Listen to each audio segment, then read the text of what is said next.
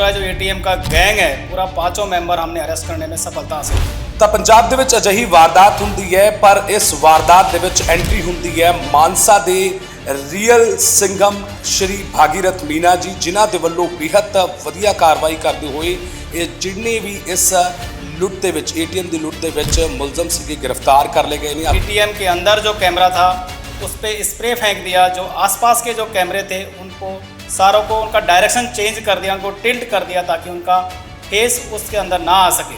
लेकिन फिर भी पंजाब पुलिस ने पूरी तंदेही नाल ड्यूटी करके और पूरा अपना साइंटिफिक और टेक्निकल अप्रोच अपना के सारे दोषियों को पकड़ने में हम सफल हुए। तो साड़ी टीम ने थ्रू CCTV कैमराज और ह्यूमन इंटैलिजेंस के बेस पे इस केस में ट्रेस किया है। XUV 500 गाड़ी असी पिन पॉइंट की थी कि ये XUV 500 गाड़ी इस इंसीडेंट को अंजाम दे सकती है। ਇਹ ਸਰ ਜਿਹੜੀ ਤੁਸੀਂ ਕਹਿ ਰਹੇ ਹੋ ਕਿ ਉਹਨਾਂ ਦੀ ਫੋਟੋਆਂ ਮਿਲੀਆਂ, ਇਹ ਸ਼ੱਕ ਦੇ ਆਧਾਰ ਤੇ ਸੀਗਾ ਕਿ ਸ਼ੱਕ ਕੀਤਾ ਗਿਆ शक किया क्योंकि जो फेस कवर से तो उसकी आँख थोड़ी बहुत दिखाई दे रही थी जो एक कैमरे के फोटो आई सी। जस्ट ਅੱਖਾਂ ਨਾਲ ਹੀ ਪਛਾਣ ਲਿਆ ਕਿ ਨਾ ਕਿ ਇਹ ਸ਼ਾਇਦ ਹੋ ਸਕਦੇ ਨੇ ਸ਼ੱਕ ਦੇ ਆਧਾਰ ਤੇ। ਮਤਲਬ ਪੰਜਾਬ ਪੁਲਿਸ ਦੀ ਨਜ਼ਰਾਂ ਜਿਹੜੀਆਂ ਨੇ ਉਹ ਬਿਲਕੁਲ ਚੀਲ ਦੀਆਂ ਅੱਖਾਂ ਵਾਂਗ ਪੈਣੀ ਨਜ਼ਰਾਂ ਹੁੰਦੀਆਂ ਕਾਰਵਾਈ ਦੇ ਵੇਲੇ। तो देखो मैं पहले भी कहा सी कि पंजाब पुलिस की आँख बहुत तेज़ होती है, कि बहुत पैनी होती है, कि अगर कोई क्रिमिनल सोचता है कि मैं बहुत स्मार्ट हूँ, लेकिन पंजाब पुलिस उससे भी ज़्यादा स्मार्ट है। रकम सर क्लैरिफाई करूँगा किन्नी की रकम लुट्टी सी? बैंक के रिकॉर्ड के मुताबिक उन्होंने कहा है कि असी एक दिन पहले इहदे विच टोटल 33 लाख रुपीज़ डाले सी। मतलब कोई कटरिंग मशीन दे नाल पहला वड्डिया होना सर जी, यही सी सिचुएशन जी जी। फिर उन्होंने इनके पास कटर होंदा सी और एक जो पट्टे वाला टोचन होंदा है जिहदे विच एक घसीट के और अपनी गाड़ी दे विच उसनूं लोड करदे सी, जो डिग्गी हैगी ਉਹਦੇ ਵਿੱਚ ਇਹ ਲੈ ਗਏ ਸੀ। ATM ਕਾਫੀ ਵੱਡਾ ਹੁੰਦਾ ਹੈ ਤੇ ਤੁਸੀਂ ਕਿੱਦਾਂ ਦੇਖਿਆ ਕਿ ATM ਗੱਡੀ ਦੇ ਵਿੱਚ ਆ ਗਿਆ ਤਾਂ ਉਸ ਗੱਡੀ ਦਾ ਪਿੱਛਾ ਕੀਤਾ ਜਾਂ ਤੁਹਾਨੂੰ ਇਹ ਜਿਹਾ ਕਲੂ ਮਿਲਿਆ ਕੋਈ? नहीं, वो ATM इस साइज़ का था कि जो XUV 500 ਗੱਡੀ थी उसकी डिग्गी ਦੇ ਵਿੱਚ ਉਹ ਈਜ਼ੀਲੀ ਆ ਗਿਆ ਸੀ। ਇਹਦੇ ਵਿੱਚ ਕੀ ਹੈਗਾ ਕਿ जो 3 दोषी हैगे, एक मनप्रीत, दीपक और भूपिंदर, ये तीनों पानीपत जेल ਦੇ ਵਿੱਚ सज़ा कट रहे सी। तीनों पहले एक साथ जेल में रही, तो इन्होंने प्लानिंग की थी कि जो बाहर जाएंगे तो असी क्राइम करना है। मतलब चोर चोर मौसेरे भाई, बिल्कुल ये सच साबित हो गई है जो कहावत है कि इन्होंने बाहर निकलते ही लोग भाई हो गए और उन्होंने एक रली मिली बना के षड्यंत्र इन्होंने ATM लूट लिया। कोई क्रिमिनल्स हैगा वो क्राइम कर जाता है, तो मेन जो साडा फोकस हैगा पंजाब पुलिस का कि उस क्राइम को जितना जल्दी जितना छेती असी ट्रेस करके और जो मेन दोषी हैगे सारा जो गैंग हैगा उसको पकड़ें, वो एक पंजाब पुलिस की काबिलियत होंगी।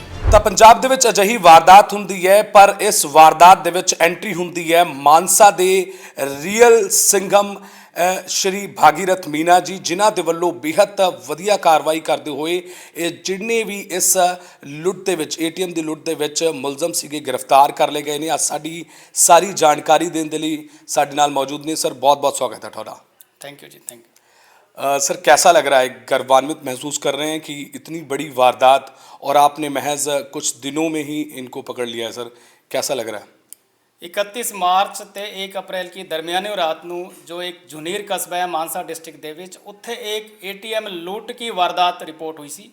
तो साडी मानसा पुलिस ने, पंजाब पुलिस ने उसनों विदिन ए वीक ट्रेस करके और सारे दोषियों ਨੂੰ ਫੜ के असी एक बहुत कामयाबी उपलब्धि भरा ये काम हैगा जो कि पंजाब पुलिस ने किया हैगा कि जो ATM लुट के ले गए सी वो सारे दोषी फड़े गए।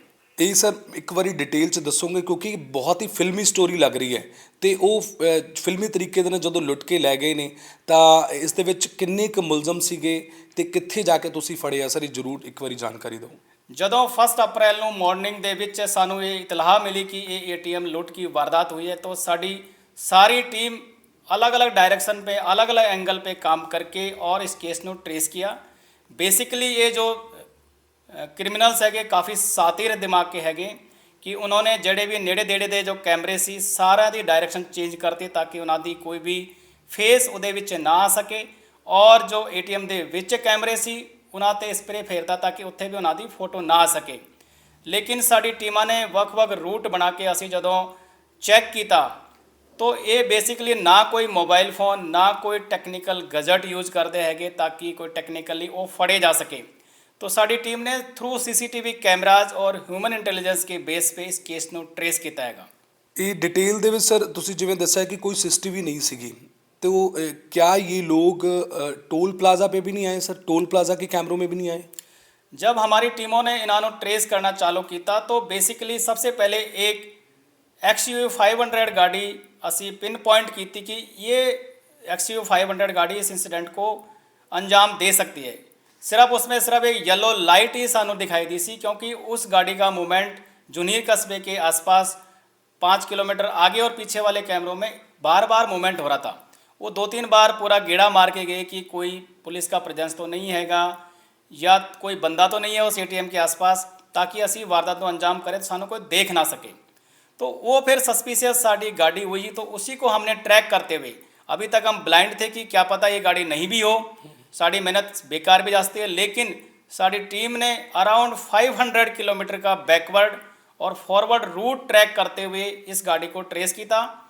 तो ये जदों फॉरवर्ड लिंक में हम गए तो यहाँ से जुनीर से ये रोड़ी, उसके बाद में तलवंडी साबो रोड पे वक्फ पिंडा दे जाके और फिर वापस आंदे सी, ताकि एक भलेका पै जाए कि ये गाड़ी वारदात नहीं कर सकती।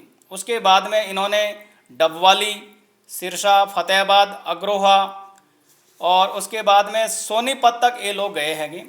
उचाना नरवाना वाला रूट इन्होंने लिया हैगा। तो सबसे पहले जदों अर्ली मॉर्निंग होगी तो अग्रोहा के बाद में एक कैमरे में इस गाड़ी का नंबर प्लेट सानू थोड़ा क्लियर दिखाई दी, अदरवाइज तो क्या रात था तो कहीं शो नहीं हो रही थी कि नंबर प्लेट की हैगी।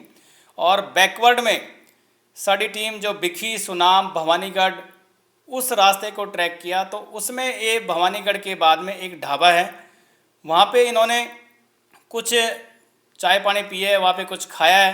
तो वहाँ से कुछ फ़ोटोएं हमें मिली, तो जो हमारे पास सस्पिशियस एक कवर फेस की फ़ोटो थी, तो आँख का उसका शेप और वो शेप हमें सेम मिला, तो उसको हमें थोड़ा डेवलप करा टेक्निकली। तो ਇਹ ਸਰ ਜਿਹੜੀ ਤੁਸੀਂ ਕਹਿ ਰਹੇ ਹੋ ਕਿ ਉਹਨਾਂ ਦੀ ਫੋਟੋਆਂ ਮਿਲੀਆਂ, ਇਹ ਸ਼ੱਕ ਦੇ ਆਧਾਰ ਤੇ ਸੀਗਾ ਕਿ ਸ਼ੱਕ ਕੀਤਾ ਗਿਆ ਤੁਹਾਡੇ शक ਵੱਲੋਂ? किया, क्योंकि जदों वो फेस कवर सी तो ਉਹਦੇ ਵਿੱਚ उसकी आँख थोड़ी बहुत दिखाई दे रही सी जदों एक कैमरे ਦੇ ਵਿੱਚ फोटो आई सी।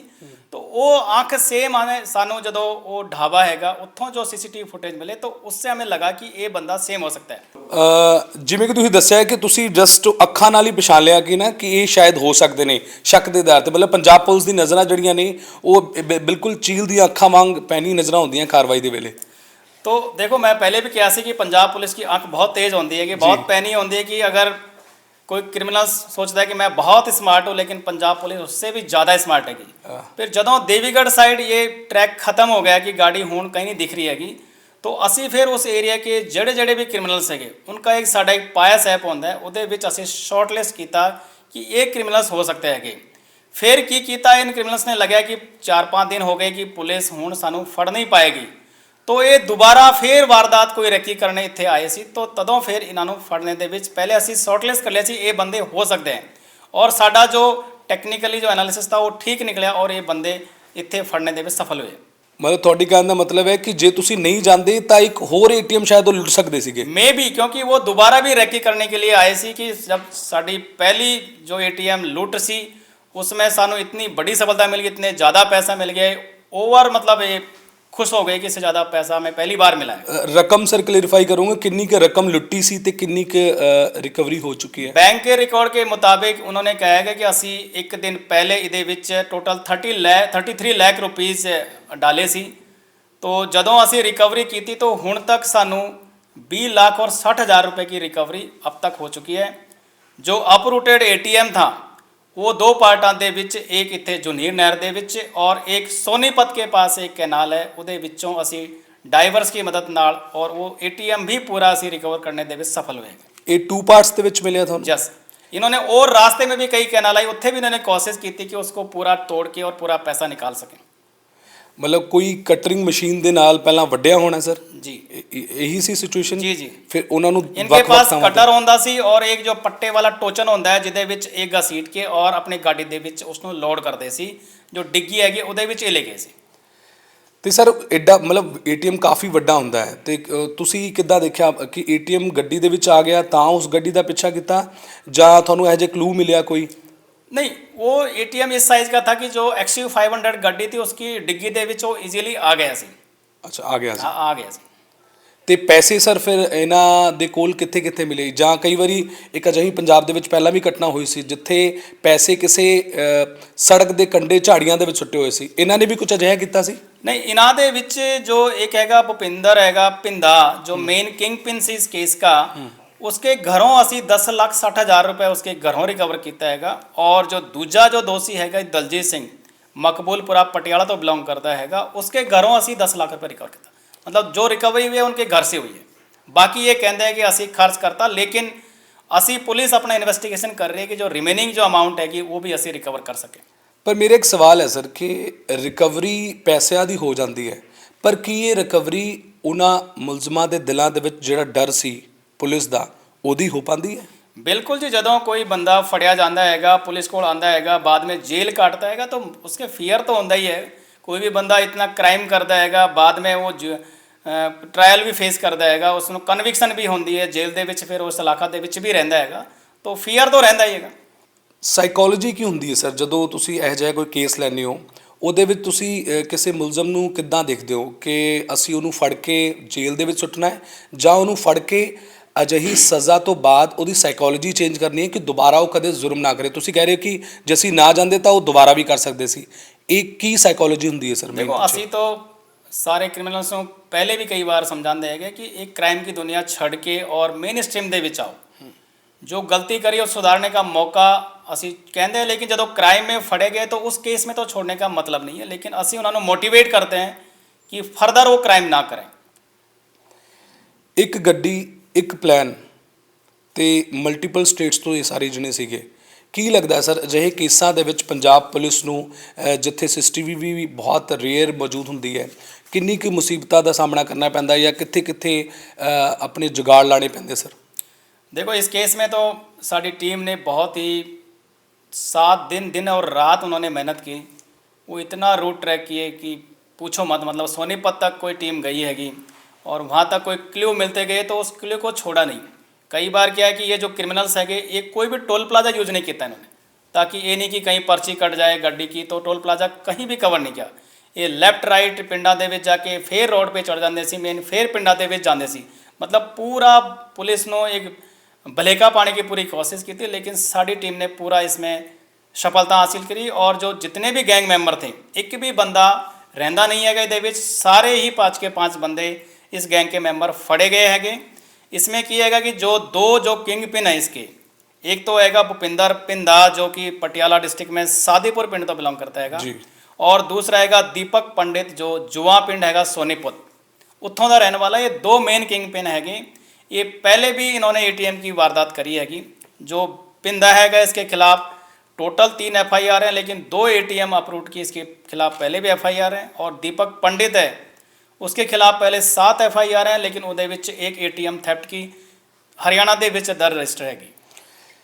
ਕੀ ਲੱਗਦਾ ਸਰ ਇਸ ਦੇ ਵਿੱਚ ਪਹਿਲਾਂ ਰੇਕੀ ਕੀਤੀ ਜਾਂਦੀ ਹੈ? ਕਿਉਂਕਿ ਤੁਸੀਂ ਦੱਸ ਰਹੇ ਹੋ ਕਿ ਪਾਨੀਪਤ ਤੱਕ ਜਿਹੜੇ ਬੰਦੇ ਫੈਲੇ ਹੋਏ ਆ, ਇੱਕ ਬੰਦਾ ਮਾਨਸਾ ਦਾ ਵੀ ਹੈ, ਇਹਦੇ ਵਿੱਚ ਰੇਕੀ ਦੇ ਚਾਂਸਸ ਲੱਗਦੇ ਆ ਕਿ ਪਹਿਲਾਂ ਤੋਂ ਰੇਕੀ ਕੀਤੀ ਜਾਂਦੀ ਹੋਣੀ ਹੈ ਜਾਂ ਕੁਝ ਲੋਕ ਮਿਲੇ ਹੋਣਗੇ? ਇਹਦੇ ਵਿੱਚ ਕੀ ਹੈਗਾ ਕਿ ਜੋ 3 ਦੋਸ਼ੀ ਹੈਗੇ, ਇੱਕ ਮਨਪ੍ਰੀਤ, ਦੀਪਕ ਔਰ ਭੁਪਿੰਦਰ, ਇਹ तीनों ਪਾਨੀਪਤ ਜੇਲ੍ਹ ਦੇ ਵਿੱਚ ਸਜ਼ਾ ਕੱਟ ਰਹੇ ਸੀ।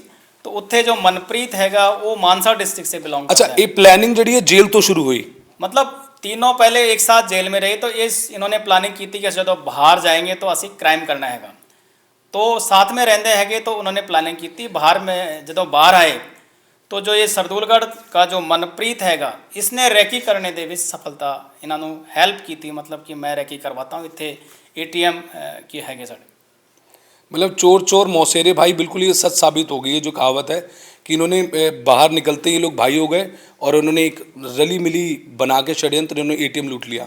बिल्कुल जी बिल्कुल। पर इसमें एक बड़ा सवाल सर ये है कि अगर ये इनकी प्लानिंग जेल के अंदर थी, अंदर हुई होती, और अगर इन्होंने पुलिस के दिमाग को और पुलिस के सिस्टम को समझ लिया, तो ऐसी क्या वीकनेस ढूंढनी होगी पुलिस प्रशासन की कि इन लोगों ने इस वारदात को अंजाम दे दिया?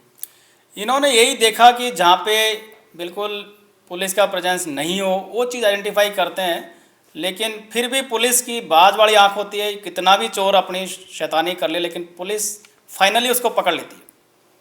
मैं मानसा डिस्ट्रिक्ट की बात करूँ तो मेरे टेन्योर दे विच जेड़े भी हीनस क्राइम केस हुए हैं, not a single case untraced रहा हो, सारे केस असी ट्रेस करने में सफलता हासिल की थी। टेक्नोलॉजी और प्लानिंग सर कहाँ तक मायने रखती है? क्योंकि आपने जैसे बताया कि उन्होंने ना सेलफोन यूज़ किया, उन्होंने CCTV में ना आने की पूरी कोशिश की।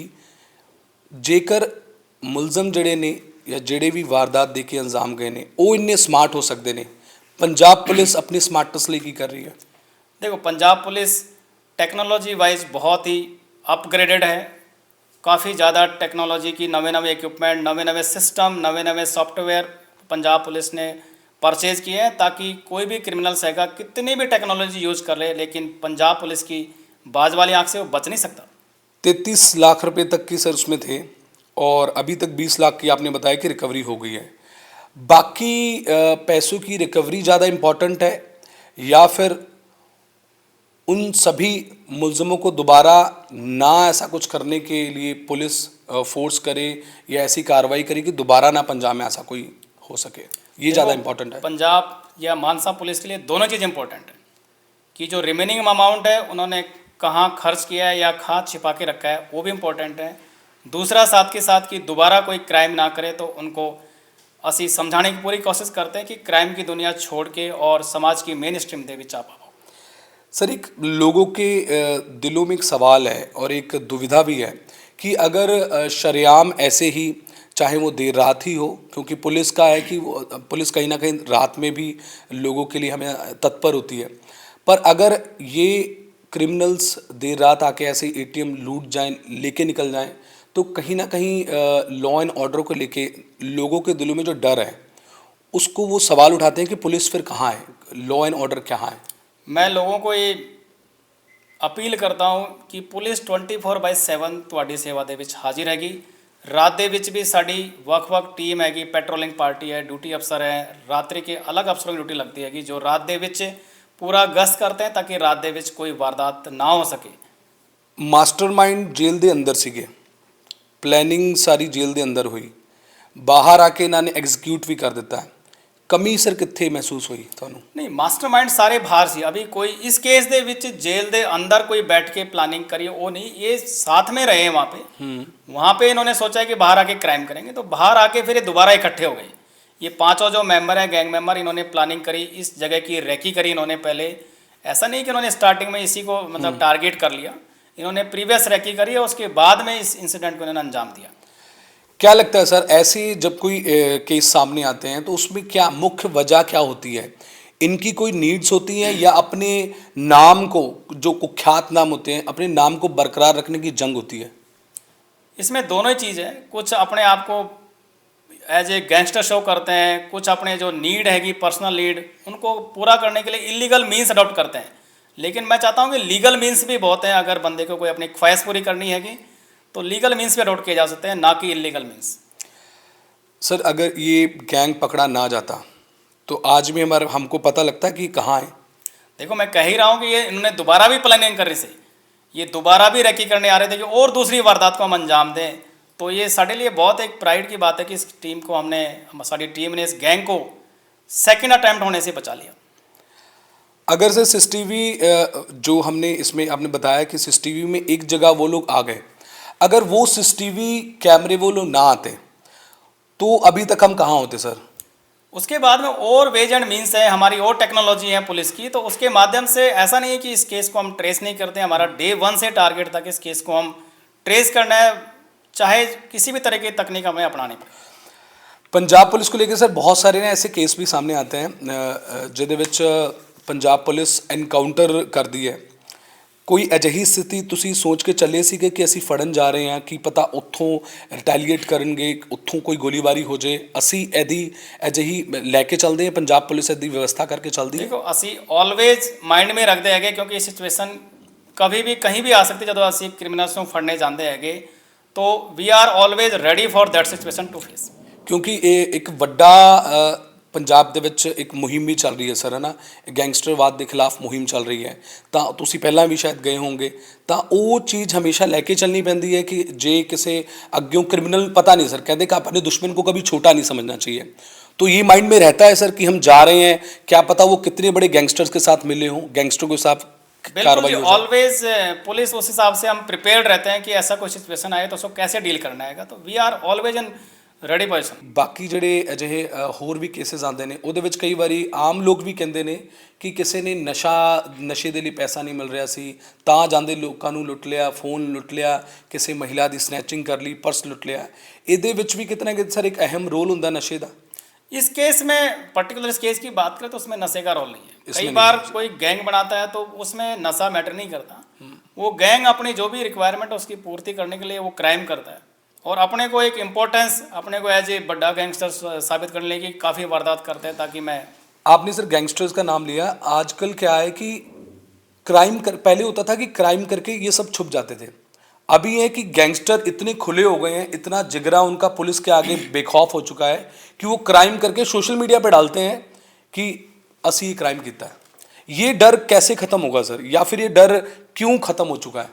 देखो, मैं तो इसके लिए जो यूथ है स्पेशली उसको यही मैं मैसेज देना चाहता हूँ कि जो क्रिमिनल्स हैगे जो सोशल मीडिया पे अपना प्रोपेगेंडा प्रचार करते हैं कि असी बड्डे बन गए हैगे, लेकिन ਜਦੋਂ पुलिस की गिरफ्त ਵਿੱਚ आ जाते हैं तो ਵੱਡੇ नहीं रह जाते हैगे, फिर वो भीगी बिल्ली बन जाते हैगे। तो कभी भी जो भी ये गैंगस्टर है इनकी बहकावे में ना आए, सोशल मीडिया से इन्फ्लुएंस ना हो, अपने सही राह पे जाके और अपनी ज़िंदगी को संवारे। मैं तो जो यूथ है पर्टिकुलरली जो स्टूडेंट है कॉलेज लाइफ में है या जो टीन एज के बच्चे हैं उनको यही मैसेज देना चाहता हूँ कि सही रास्ते बहुत हैं, सही रास्तों पे चल के भी अपनी जो ज़िंदगी की ज़रूरतें हैं एक सफल जीवन जिया जा सकता है।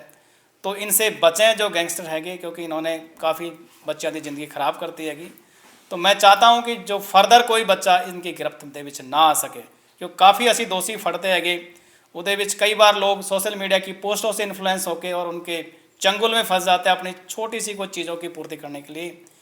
तो वो चीज़ ना करें यूथ को। मैं एक सर ये भी था कि पहले लोग बड़े बड़े जैसे दारा सिंह के लोग फ़ैन होते थे, किसी अच्छे एक्टर के फ़ैन होते थे, लोग किसी लेखक के फ़ैन होते थे। आजकल लोग गैंगस्टरों के फ़ैन हो रहे हैं सर। देखो, ऐसा नहीं है, आज भी एक्टर्स के फ़ैन हैं, काफ़ी जो ऑफिसर्स हैगे जो बढ़िया काम करते हैं उनके भी बहुत लोग फ़ैन हैं। काफ़ी पुलिस अफसर आपने देखे होंगे, काफ़ी सिविल अफसर हैगे जिनके लोग इतने दीवाने हैगे कि उनके लिए जब कोई ट्रांसफ़र हो जाता है लोग रोते भी हैं, उनके लिए इतना दुख मनाते हैं कि हमारे अफसर क्यों चले गए। तो मैं तो चाहता हूँ गैंगस्टर से हटके जो रोल मॉडल है, चाहे वो किसी भी फील्ड में हो, ऐसा नहीं है गवर्नमेंट जॉब में, प्राइवेट सेक्टर में बहुत रोल मॉडल है जो बढ़िया काम कर रहे हैं और लोगों को मोटिवेट कर रहे हैं, लोग इन्फ्लुएंस हो रहे हैं। तो सर जिवें तुसीं दस्सिया है कि नौजवानों को अपना रोल मॉडल सेट करना पड़ेगा कि रोल मॉडल कौन है, और ऑफिसर जब आपने बताया कि ऑफिसर जब जाते हैं तो लोग रोते भी हैं।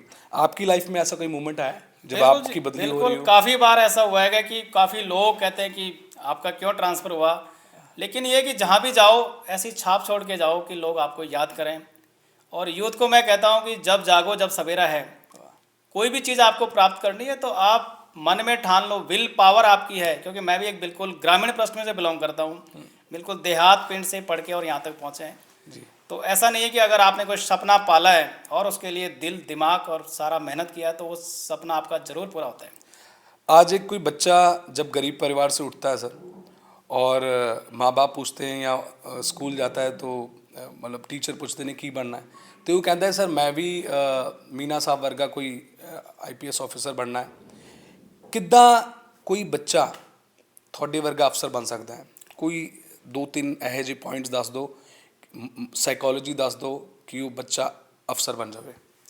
देखो, मैं जैसे काफ़ी फंक्शन ਦੇ ਵਿੱਚ भी ਜਾਂਦਾ हूँ तो एक यूनीफॉर्म को देख के भी एक काफ़ी अट्रैक्शन ਹੁੰਦਾ है।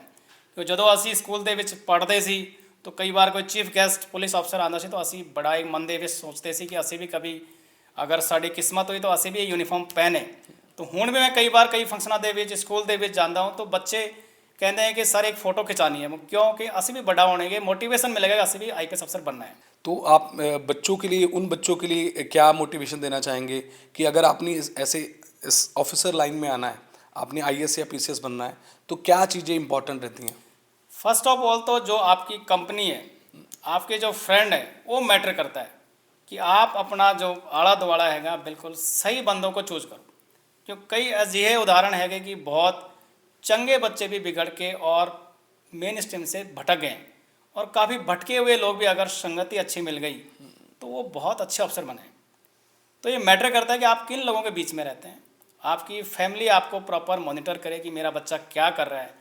तो ऐसा नहीं जिस भी बच्चे ने ठाना है वो सफलता ज़रूर मिली है उनको।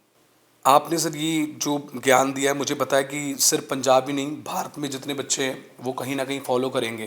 पर ये सारी चीज़ें दूर से बहुत अच्छी लगती हैं, बट आप इस केस को हैंडल कर रहे थे। आपके ऊपर जो साइकोलॉजिकल प्रेशर था, मेंटल प्रेशर था, सारी टीम को आपने कमांड करना है, वो टीम को कमांड करते करते आपको लगा नहीं कि यार ये बहुत ज़्यादा ही लंबा जा रहा है और कोई क्लू नहीं मिल पा रहा है? एक बारी वो डिटेलिंग आप समझा देंगे ताकि लोगों को ये ना लगे कि एक ऑफिसर बन गया तो बहुत ही कमांड देनी है, बाकी सारी चीज़ें तो होती रहेंगी। एक बारी वो आप समझा देंगे कार्रवाई करते हुए क्या क्या मुश्किलें आती हैं और कैसे ये कार्रवाई आगे बढ़ती रहती है? देखो, सबसे जो सफल अफसर होता है उसकी एक ही वो होती है कि वो पेशेंस के साथ अपनी टीम को किस हिसाब से लीड कर रहे हैं। क्योंकि जो टीम है वो आपकी तरफ देखती है कि आप क्या डायरेक्शन दे रहे हैं, तो वो मैटर करता है। सेम इस केस में हुआ कि स्टार्टिंग ਦੇ ਵਿੱਚ ਸਾਨੂੰ ਸਫਲਤਾ ਨਹੀਂ ਮਿਲੀ, ਲੇਕਿਨ ਜਦੋਂ 1 ਅਪ੍ਰੈਲ ਨੂੰ ਸਾਨੂੰ इंसिडेंट रिपोर्ट होया, साड़ी ਵੱਖ-ਵੱਖ टीम बनाई, जितने भी रूट थे पॉसिबल रूट वो हमने ट्रेस किए। जो हमारी जो 7-8 टीम असी दे विच लगाई सी, तो उन्होंने अराउंड 500 किलोमीटर का रूट ट्रैक करके और दोषियों ਨੂੰ पहचान करने ਦੇ ਵਿੱਚ ट्रेस करने ਦੇ ਵਿੱਚ सफल ਹੋਏ ਹੈਗੇ। और ਉਹਦੇ ਵਿੱਚ ਅਰਾਊਂਡ 250 के आसपास सीसीटीवी कैमरे ਅਸੀਂ चेक ਕੀਤੇ कि किते ना किते कोई इनकी फ़ोटो आ जाए। तो वो साड़ी जो स्ट्रैटेजी हैगी वो कामयाबी मिली और इन दोषियों को असी फड़ने दे विच सफल है। क्यों दोषियों ने पूरा कोशिश किया कि असी किते भी फिगर आउट ना हो, क्योंकि कोई मोबाइल गैजेट ये साथ नहीं ले जाते, कोई टेक्निकल एविडेंस छोड़ते नहीं है। जो ATM ਦੇ ਵਿੱਚ जो कैमरे होंगे उन्होंने स्प्रे मार देंगे हैगे, जो नेड़े देड़े के जो कैमरे होंगे उन्होंने डायरेक्शन टिल्ट कर देते हैं ताकि उन्होंने कोई भी फोटो उहदे विच ना आए। तो ये भी सानू टेक्निकली और ह्यूमनिट के बेसिस पे सानू ये ट्रेस हुआ केस। टोटल जो 5 इसमें अक्यूज हैं वो फड़े गए हैगे। जो 2 मेन मास्टरमाइंड हैगे, दीपक पंडित जो जुआ सोनीपत तो बिलोंग करता है, उसके खिलाफ 7 FIR दर्ज रजिस्टर हैगी, जिदे विच एक ATM थैफ्ट की केस रजिस्टर हैगा इहदे विच हरियाणा दे विच ही। दूसरा जो मास्टरमाइंड है भुपिंदर सिंह उर्फ पिंदा, ये शादीपुर पटियाला तो बिलोंग करता है, इसके खिलाफ 3 FIR रजिस्टर हैगी, जिदे विच 2 ATM थैफ्ट की FIR रजिस्टर हैं। तीसरा दोषी हैगा जो दलजीत सिंह जो मकबूलपुर भैणी पटियाला तो बिलोंग करता हैगा, इसके खिलाफ 1 FIR रजिस्टर हैगी। जो चौथा जो दोषी हैगा गुरभेज सिंह, ये सुतराना पटियाला तो बिलोंग करता है, इसके खिलाफ 2 FIR दर्ज रजिस्टर हैगी। और जो 5वां अक्यूज है मनप्रीत सिंह, ये सरदुलगढ़ तो बिलोंग करता है, इसके खिलाफ 2 FIR हैं। ये कहीं ना कहीं पहले इंटरलिंक रहे सी, जेल दे विच साथ में जेल में गुजारा हैगा, तो इन्होंने एक आपस में बाहर आके गैंग बना लिया और ये चीज़ ਨੂੰ ये कई वारदातों ਨੂੰ अंजाम देने की प्लानिंग कर रहे सी। ये दोबारा भी हुण रैकी करने के लिए आए सी कि असी दूसरे ATM इस एरिए दे विच असी लुटें, तो उस साड़ी जो बाज वाली आँख सी मानसा पुलिस की, उससे बच नहीं पाए और दूसरा एक्शन करने से पहले ही असी दबोच लिए ना। ਇਹ ਤਾਂ ਬੇहद ਮਾਨਸਾ ਪੁਲਿਸ ਦੀ ਜਿਹੜੀ ਵਡਿਆਈ ਵੀ ਹੈ ਤੇ ਕਾਮਯਾਬੀ ਬਹੁਤ ਹੈ ਕਿ ਕਿਸ ਤਰੀਕੇ ਦੇ ਨਾਲ ਕੁਝ ਦਿਨਾਂ, आई थिंक 1 वीक के अंदर आपने सर सारी कर ली within 1 week within one week और इसमें बहुत सारे घंटे होंगे जब पंजाब पुलिस ने कार्रवाई की होगी। पर ये सारी कार्रवाई के दौरान सर आपने साइकोलॉजिकल अपने इतने सारे एक्सपीरियंस के अकॉर्डिंग क्या लगता है सर, जब कोई ऐसा गैंग या ऐसा कोई गैंगस्टरवाद या कोई भी ऐसे जो लोग जो शरारती अंसर हो सकते हैं, गैंगस्टर हो सकते हैं, जब कोई ऐसा ग्रुप उभरता है तो उसमें कहाँ सामाजिक तौर पर कोई कमी रहती है या प्रशासनिक तौर पर कमी रहती है, तब जाके ऐसे गैंग आते हैं? देखो, कई बार मैं जैसे पहले भी बोला, कई बार संगति बिगड़ जाती है, कहीं बाहर जाके बंदा बिगड़ जाता है, तो कंटिन्यूअस फैमिली की तरफ से उसकी मॉनिटरिंग जरूरी है कि अपना बच्चा क्या कर रहा है, उसकी जो एक्टिविटी है उसको वॉच करो ताकि वो क्राइम की दुनिया के विच ना जा सके। तो मैं तो यही कहता हूँ कि फैमिली मेम्बर्स का भी अहम रोल होता है कि अपने बच्चों को एक सही डायरेक्शन में ले जाए ताकि वो क्राइम की दुनिया से बाहर निकल, चला भी गया तो ऐसा नहीं है, काफ़ी ऐसे हैं जो कि क्राइम की दुनिया से बाहर आके आज मेन स्ट्रीम में हैं। एक सर मैं जरूर सवाल पूछांगा, कोई मुलजम ਜਿਹੜਾ ਹੀਨੀਅਸ ਕ੍ਰਾਈਮ ਕਰਕੇ ਤੁਹਾਡੇ ਸਾਹਮਣੇ ਬੈਠਾ ਹੋਵੇ ਤੇ ਉਹਦੀ ਤੁਸੀਂ ਵਰਡਿੰਗ, ਕਿਉਂਕਿ ਤੁਸੀਂ ਇੰਟਰੋਗੇਟ ਵੀ ਕਰਦੇ ਹੋ, ਕੀ ਲੱਗਦਾ ਹੈ ਇੱਕ ਹੀਨੀਅਸ ਕ੍ਰਾਈਮ ਕਰਨ ਵਾਲਾ ਵਿਅਕਤੀ ਦੀ ਸਾਈਕੋਲੋਜੀ ਇੱਕ ਆਮ ਇਨਸਾਨ ਤੋਂ ਕਿੱਦਾਂ ਵੱਖ ਹੁੰਦੀ ਹੈ? ਕਿਉਂਕਿ ਇੱਕ ਆਮ ਇਨਸਾਨ ਨੂੰ ਆਪਣੇ ਪਰਿਵਾਰ ਦਾ ਡਰ ਹੁੰਦਾ ਹੈ ਕਿ ਮੇਰੇ ਘਰ ਮੇਰੀ ਮਾਂ ਹੈ, ਮੇਰਾ ਬੱਚਾ ਹੈ, ਮੇਰਾ ਪਰਿਵਾਰ ਹੈ, ਮੈਂ ਫੜਿਆ ਗਿਆ ਤਾਂ ਉਹਨਾਂ ਨੂੰ ਕੌਣ ਦੇਖੇਗਾ, ਉਹਨਾਂ ਦੀ ਪਾਲ ਪੋਸ਼ਣ ਕੌਣ ਕਰੇਗਾ, ਸਿਰਫ ਮੈਂ ਹੀ ਕਮਾਉਣ ਵਾਲਾ। ਉਹ ਕ੍ਰਾਈਮ ਕਰਨ ਵਾਲੇ ਦੀ ਸਾਈਕੋਲੋਜੀ ਕੀ ਹੁੰਦੀ ਹੈ ਸਰ? देखो क्राइम करने वाला भी ऐसा नहीं है, उसका भी परिवार है, तो ऐसा नहीं है, वो भी कई बार गलतफहमी में बंदा क्राइम की दुनिया में चला जाता है, कई बार वो भी फील करता है कि मैं इस क्राइम की दुनिया से बाहर निकलूं। तो मैं तो क्रिमिनल्स हूँ, ये बोलता हूँ कि क्राइम की दुनिया से बाहर आके मिनिस्ट्री में जियो जिंदगी। ऐसा नहीं है कि आप अगर क्राइम की दुनिया से बाहर आ, वेलकम है आपका।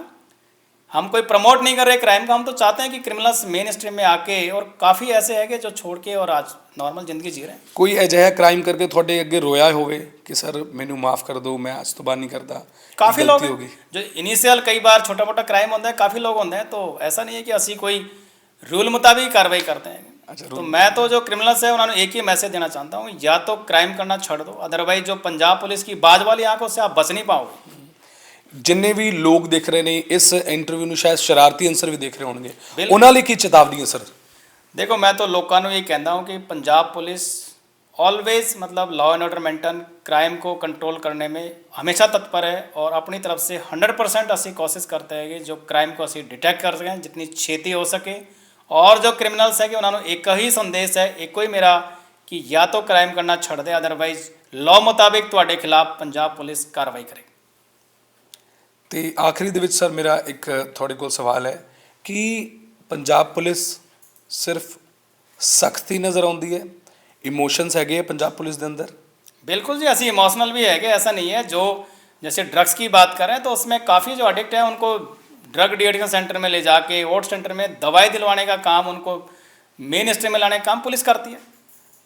इमोशनल भी हुए कभी सर? किसी फैमिली की कोई दुविधा देख के लगा होगा आंखों में आंसू आ गए? कई बार लगता है, लेकिन we are bound to act according to law, तो काम लॉ के मुताबिक करना ही पड़ेगा। वो इमोशनल होकर काम नहीं चलता फिर उसका, काम नहीं चलता, क्योंकि लॉ जितना परमिट करेगा उस हिसाब से, लॉ से बाहर हम जा नहीं सकते। मतलब कहते हैं डॉक्टर और पुलिस ये अगर इमोशनल हो जाए तो फिर काम ही नहीं चले। बिल्कुल बिल्कुल, तो इसलिए इमोशनल का खाता थोड़ा कम है। अच्छा, तो हमें लॉ के मुताबिक जो हमारी ड्यूटी है पुलिस की, वो करनी पड़ती है और करनी चाहिए, क्योंकि हमने वर्दी पहनी है तो वर्दी का फिर वो पूरा अपने को ड्यूटी फर्ज निभाना चाहिए। ਸੋ ਬਹੁਤ ਬਹੁਤ ਧੰਨਵਾਦ ਸਰ, ਤੁਸੀਂ ਇੰਨੀ ਸਾਰੀ ਜਾਣਕਾਰੀ ਦਿੱਤੀ ਤੇ ਬੇਹੱਦ ਪੰਜਾਬ ਪੁਲਿਸ ਦਾ ਕੰਮ ਕਰਨ ਦਾ ਤਰੀਕਾ ਕੀ ਹੈ, ਪੰਜਾਬ ਪੁਲਿਸ ਦੀ ਗੈਂਗਸਟਰਾਂ ਦੇ ਖਿਲਾਫ, ਨਸ਼ਿਆਂ ਦੇ ਖਿਲਾਫ ਤੇ ਖਾਸ ਕਰ ਅਜਿਹੇ ਸ਼ਰਾਰਤੀ ਅਨਸਰਾਂ ਦੇ ਖਿਲਾਫ ਕੀ ਮੁਹਿੰਮ ਰਹਿੰਦੀ ਹੈ, ਸਾਰੀ ਜਾਣਕਾਰੀ ਦਿੱਤੀ। ਬਹੁਤ ਬਹੁਤ ਧੰਨਵਾਦ, ਕਿਉਂਕਿ ਸ਼ੁਰੂਆਤ ਇੱਕ ਫਿਲਮੀ ਸਟੋਰੀ ਦੇ ਵਾਂਗ, ਫਿਲਮੀ ਵਾਰਦਾਤ ਦੇ ਵਾਂਗ ਹੋਈ ਸੀ ਤੇ ਮੈਨੂੰ ਲੱਗਦਾ ਹੈ ਕਿ ਤੁਸੀਂ ਵੀ ਇਸ ਫਿਲਮੀ ਵਾਰਦਾਤ ਦੇ ਵਿੱਚ ਇੱਕ ਬਿਲਕੁਲ ਰੀਅਲ ਸਿੰਗਮ ਬਣ ਕੇ ਉਭਰੇ ਹੋ ਤੇ ਅੱਜ ਇਸੇ ਕਰਕੇ 5 ਦੇ 5 ਜਿਹੜੇ ਮੁਲਜ਼ਮ ਨੇ ਗ੍ਰਿਫਤਾਰ ਕੀਤੇ ਗਏ ਨੇ। ਬਹੁਤ ਬਹੁਤ ਤੁਹਾਨੂੰ sir congratulations, thank you so much for talking. Thank you ji, thank you, शुक्रिया।